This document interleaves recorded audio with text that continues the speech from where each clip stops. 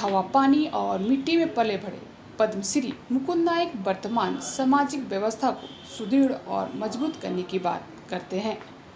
कहते हैं पुरखा पुरनिया के बताए रास्ते को आत्मसात करने से समाज में भाईचारा कायम रह सकता है। भाईचारा के बिना किसी भी देश या समाज का विकास संभव नहीं है।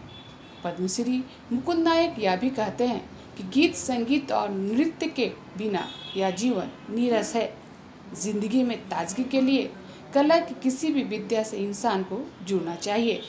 इसमें अपनी संस्कृति का ख्याल रखना भी जरूरी होता है।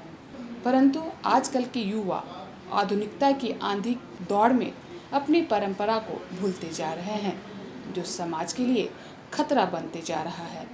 पद्मश्री मुकुंद नायक सामाजिक, सांस्कृतिक और आर्थिक विषयों पर गीत के माध्यम से अपनी बातों को परोसते हैं।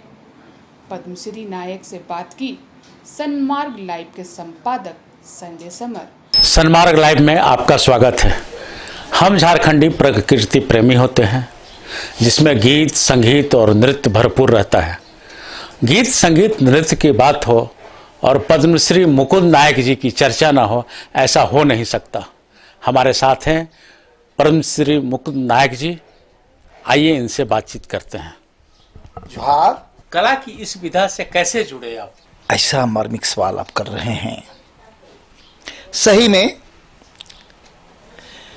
आपका इस सवाल मुझे अपने बालकाल की ओर ले जाता है। जिस गांव में मैं जन्मा वो बोकबा है। तत्कालीन तो रांची जिला ही था। उस समय गांव, विशेषकर वो गांव कृषि पर आधारित था। बहुत कम लोग पढ़े लिखे थे। सब खेती बाड़ी करने वाला लोग, सुबह से शाम तक खेत खलिहान में मेहनत करते थे लोग। जब मैं होश संभाला तब उस सामाजिक प्राकृतिक वातावरण में मैं भी चला। बिल्कुल। तो विशेषकर आपका सवाल जो है कि सांस्कृतिक माने गतिविधि में आपकी संलिप्तता कैसे हुई, तो मुझे याद होता है कि जब मैं चलना शुरू किया था तब हम अपने माँ बहनों का आंचल पकड़ करके हम अखड़ा जाते थे या किसी का शादी ब्याह के अवसर पर या कोई समारोह होता था उसमें जाते थे। और उसी समय जो हमने देखा, सुना और उसी को अपने दिल में रख लिया, मनुस्मृति में उसको रख लिया। तो पहला गीत कौन सी फूटी जो आपको अभी याद है? हमारे बाबूजी गाते थे सुबह सुबह का, जानी क्यों, कैसे वो गीत गाते थे, वही हमारे दिमाग में है। पहला गीत हम उसी को सुन करके सीखा।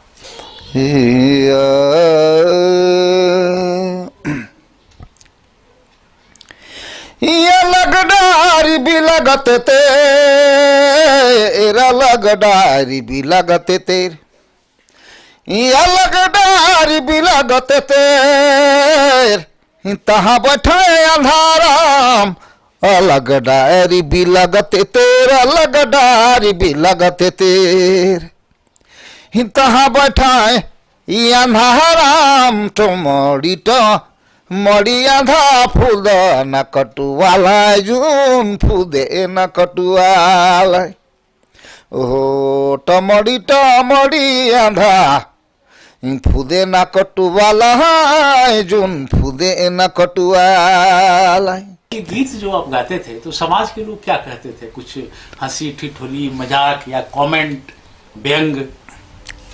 एक्चुअली शुरू में तो नहीं, लेकिन मैं जब स्कूल जाना शुरू किया और लोगों को पता नहीं था कि ये गाना भी गाता है, लेकिन हमको लगता है मिडिल तक लोगों को पता नहीं चला। लेकिन एक्चुअली गाने का क्रम मेरा शुरू हुआ विशेषकर हाई स्कूल से। हम बचपन में हम जाते थे अखड़ा, रहते थे साथ में, थोड़ा झूम लेते थे, किसी चीज़ को बजा लेते थे, लेकिन गाने की बात जहाँ तक आया वो हाई स्कूल से एसएस हाई स्कूल सिमडेगा में हम हाई स्कूल किए और हम वहाँ आदिमवासी स्वमंडल छात्रावास में रहते थे। तो छात्रावास का बहुत ही अच्छा इंतजाम था। वहाँ हर सुबह शाम प्रार्थना होता था और सप्ताह में एक दिन सांस्कृतिक कार्यक्रम का आयोजन होता था। एक कोई छोटा धुन अगर बांसुरी की भी सुना दे मेरे दर्शकों को तो।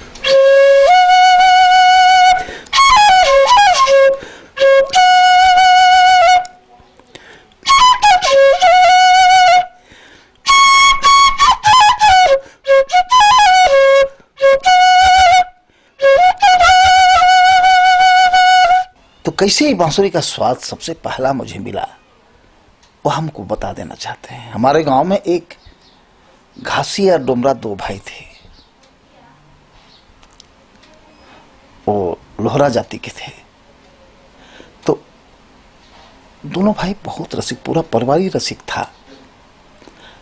तो उसमें से जो घासी था वो बांसुरी बजाता था। उसका बांसुरी हमने सुना। बाद में हमारे बड़ा बाप का बेटा पांचू वो भी बांसुरी बजाता था। हम कभी उस टाइम नहीं बजाया लेकिन वो स्मृति तो दिल दिमाग में था। बाद में बांसुरी तो एक अंग बन गया। पहले का गांव कैसा था?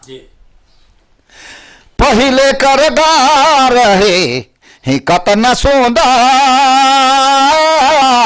कतना सुंदर ये भाई हंसी खुशी करत न जीवन बसर रहे कतना सुंदर रहे कतना सुंदर ए भाई हंसी खुशी करत न जीवन बसर रहे कतना सुंदर रहे कतना सुंदर।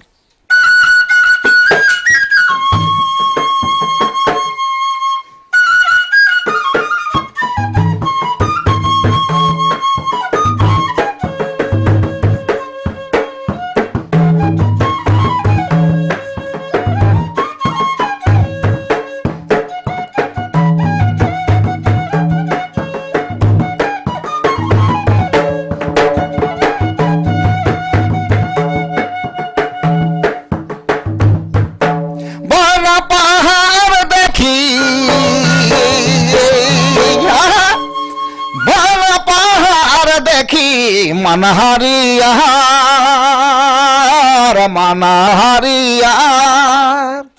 ए भाई अनाधन भरल रहे घर बाहर रहे कतना सुंदर रहे कतना सुंदर।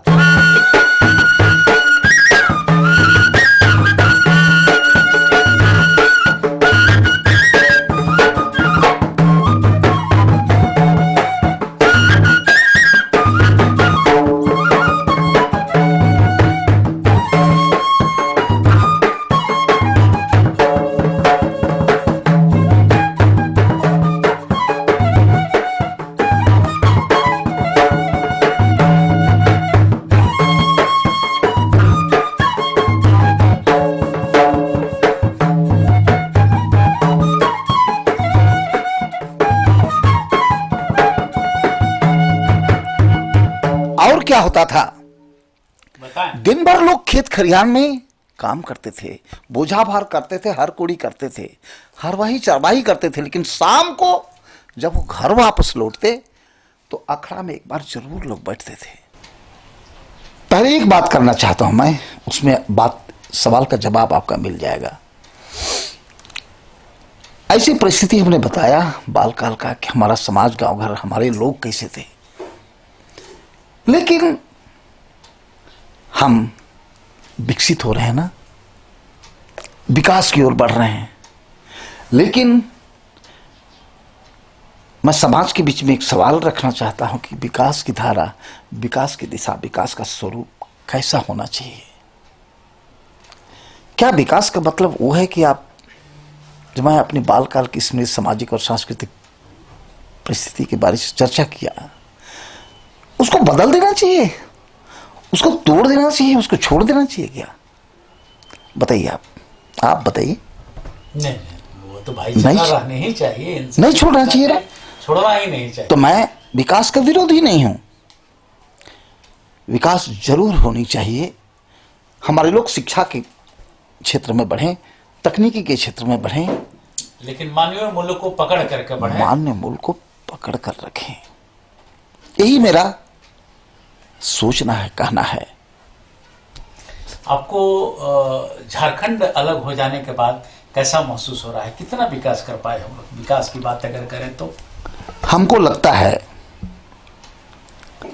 विकास तो धीरे धीरे हो रहा है, विकास हो रहा है, हम नहीं कहेंगे नहीं हो रहा है, लेकिन जो पुरखों की सपना थी, जो विश्वनाथ सिख भिखारी, ठाकुर विश्वनाथ शाही, जतरा भगत, बुद्धो भगत, नीलांबर पीतांबर, या हमारे पुरखों का जो एक सपना था, वो जमीन में नहीं दिख रही है, धरातल पर अभी तक उतरा नहीं उतरा है। अच्छा, आपको पद्मश्री मिला, ये मतलब झारखंड के लिए गौरव की बात है कि झारखंड के बेटा को पद्मश्री मिला। कैसा महसूस किया पद्मश्री पा करके? मैं तो कभी सपना भी नहीं सोचा था कि कभी मुझे कोई सम्मान ऐसा मिलेगा। अजूबा तो लगा मुझे, साधना के क्रम में कभी मैं सोचा ही नहीं कि क्या मिलेगा मुझे, क्या नहीं मिलेगा। मैं करते गया और एक चीज तो हुआ कि लोगों का प्यार मुझे जरूर मिला, उसी का प्रतिफल है। ये मेरा उपलब्धि नहीं है, इस मिट्टी का है, पुरखों का एक सांस्कृतिक जो धारा थी उसको मैं पकड़ के रखा, उसको मैं छोड़ा नहीं। उनके बताए मार्ग और उनकी थाती को हम वर्तमान में भी रखें। सहयोगी रूपम पलाश के साथ सन्मार्ग लाइव के लिए मैं संजय समर।